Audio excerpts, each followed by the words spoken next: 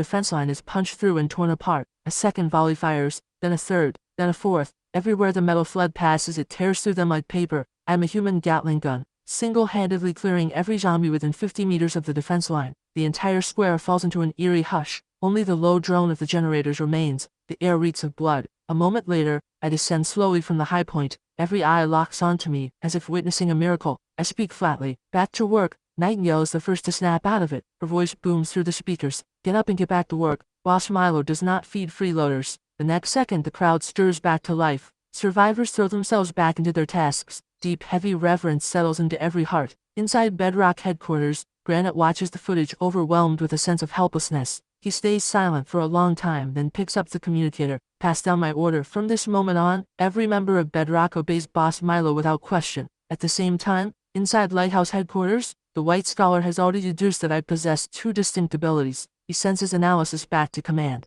The only reply: abandon all attempts to probe. Fulfill Boss Milo's every need. I sit in the shop chair, replaying the battle in my head. I know full well that leaving the shop carried risk, but I chose to act for a reason. Letting the line break would have meant casualties. More importantly, this was a chance to shock everyone into submission. But the biggest reason was to give the four faction leaders an answer, to show them I am not trapped inside the shop. Soaring morale on the site proves this debut was a massive success. Power is the only rule of the wasteland. With that thought, I radio Nightingale. Sweep the battlefield, collect every crystal core. Nightingale immediately rallies the Nightblade squad and gives the order. Nightblade moves fast. Seeing this, the four officers dispatch soldiers to help. In less than 30 minutes, the field is clean. Nightingale arrives at the shop door carrying buckets filled with crystal cores. I give the pile a light wave. In an instant, half the cores vanish. The other half stays in the buckets. I look at Scorpion and the three other officers. Split these among your four factions. All four catch their breath at once. Boss Milo, you did most of the fighting. It does not feel right taking this much. I wave them off. Anyone who fought deserves a share.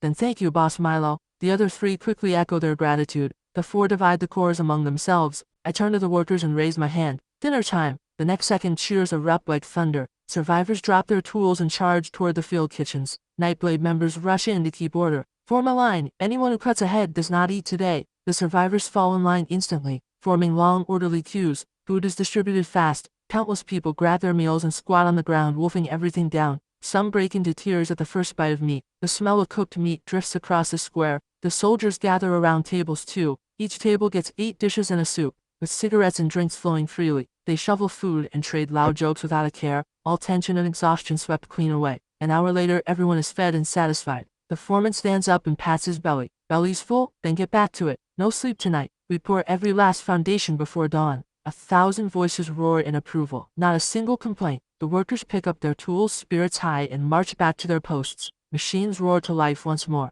At the same time, the relief squads from the four factions arrive. They see the remnants of the feast on the tables, and smell the lingering aroma in the air. They can only kick themselves for not volunteering for the first shift. But Nightingale arrives with her team carrying several crates. The crates are packed with fresh cigarettes. A gift from Boss Milo for the night crew. 1 pack each. Keep your edge. When you finish, come back for more. Unlimited supply. A buzz runs through the positions. Cigarettes the moment we show up. Boss Milo is too generous. The soldiers grab their packs and every shred of regret vanishes, replaced by excitement. Countless trails of smoke curl upward. Blissful expressions settle on every face. The clock hits 3 in the morning. The noise on the site has not died down. If anything, it has grown louder. Massive concrete mixers thunder to life. Moments later, gray concrete slurry flows through delivery pipes, poured precisely into the deep foundation pits.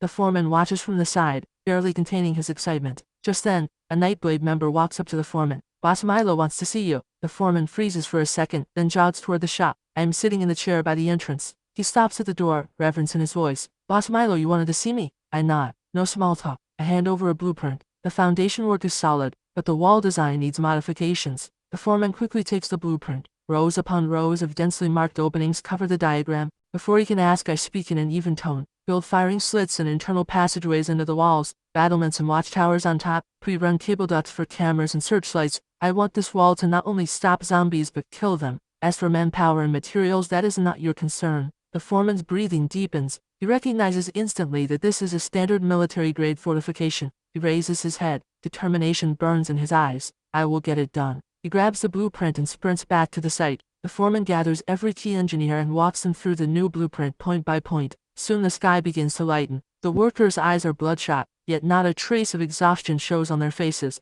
only the thrill of a job being done. Every foundation is now poured. Engineers cluster around the blueprints, fabricating oddly shaped steel forms. These molds will be fixed between the rebar skeleton of the wall. Once the concrete is poured around them, standard firing slits and interior passageways will form automatically. The complexity of the build has jumped by orders of magnitude, yet no one complains. Every person knows this wall is their hope for survival. Before long, a crane hoists the first wall section into the air and lowers it precisely onto the foundation, locking seamlessly with the preset rebar. In this moment, the entire site erupts in thunderous cheering. Workers wave their tools in the air, even their bloodshot eyes glisten with tears. They stare at the fruit of their labor with raw emotion. Soldiers passing by during shift changes stop and stare in awe. They marvel at the transformation and the sheer strength of the wall. Just then, the smell of food drifts through the air again. Nightingale's voice calls out, "Everyone, come eat breakfast." Tables are covered with food, steaming white rice porridge, and fresh meat buns straight from the steamer.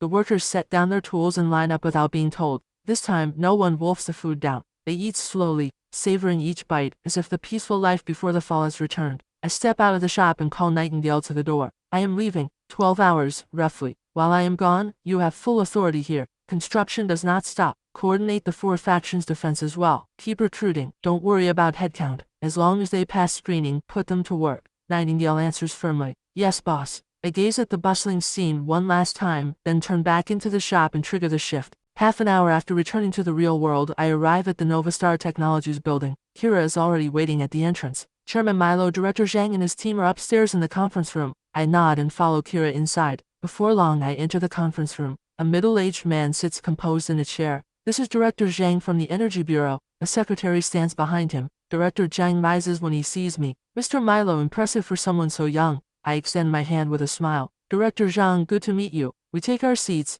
Kira begins presenting the company's development plan. Director Zhang listens intently. His secretary scribbles rapidly in a notebook. After about 15 minutes, Kira wraps up. Director Zhang speaks first. "I have read the technical report, revolutionary to say the least, but I need to know, is the technology source reliable? Are future upgrades guaranteed? How quickly can production capacity be restored?" Kira tenses up immediately, but my expression does not waver. "The technology source is a trade secret. I cannot disclose it. What I can guarantee is that this technology is entirely under my personal control. There are 0 patent disputes. Upgrades are already planned through the 5th generation. Production can resume within a month. The only thing that might slow us down is certain administrative approvals." A knowing curve appears at the corner of Director Zhang's mouth. "You do not need to worry about approvals. However, I have a suggestion. I would like the state to invest in a new joint venture. Together we develop and produce the Nova series batteries. In return, you receive full spectrum government policy support." Kira looks at me nervously. She understands exactly what this means. The government wants to absorb Novastar and take the most critical technology. The next second I smile. Interesting proposal, but I think there has been a misunderstanding. I am not sitting here today to ask for help. I am offering the nation an opportunity to lead the energy revolution. As for cooperation, I can set up a new sales company dedicated to military and national strategic orders. Novastar Technologies holds 90%. That is my bottom line. The temperature in the room plunges. Director Zhang's expression visibly darkens. "Without government approval, can your batteries even leave this building?" I lean back in my chair, completely relaxed. "What do you think matters more, approval paperwork or freeing the nation from energy dependence for good?" The 5th generation tech has 3 times the energy density of the Nova 1. It has already entered prototype testing. My technology can stay here, but it can just as easily go to any other country. A chill runs down Director Zhang's spine. If this technology leaves the country, the responsibility is more than he can bear. After a tense moment, Director Zhang shoots to his feet. "Allow me to make a call." He pulls out his phone and steps out. 2 minutes later, he walks back in. He takes a deep breath. "We agree to all of your terms. Not only that, the nation will provide you with every form of support, no upper limit." I slowly extend my hand. "Then it is a pleasure doing business." Director Zhang sees this and immediately clasps my hand. "The pleasure is ours."